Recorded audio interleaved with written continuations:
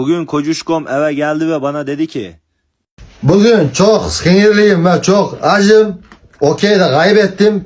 Git bana mutfakta acil pate kızartması hazırla.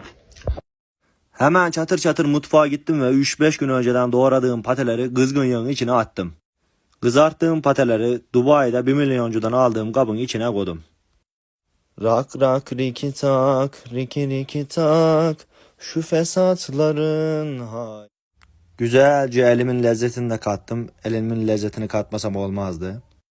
İtalya'dan getirttirdiğim özel soslarımı da güzelce patenin içine kattım. Çünkü Haliluşkom bu soslardan başka sos yemiyor.